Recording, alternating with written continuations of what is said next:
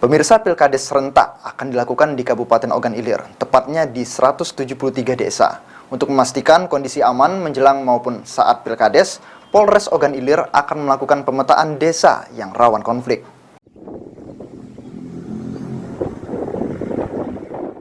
Menghadapi Pilkades serentak pada 15 Oktober mendatang, Polres Ogan Ilir akan melakukan pemetaan desa rawan konflik dengan menempatkan personil kepolisian.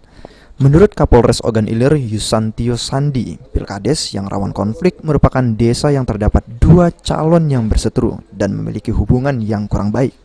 Oleh karenanya, untuk desa yang rawan konflik tersebut, Polres Ogan Ilir akan membagi personelnya per zona dan akan meminta BKO dari Brimopolda Sumsel pada bulan September mendatang.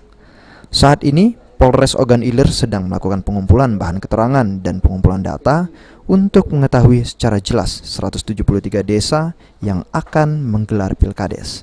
Ahmad Romawi, PAL TV.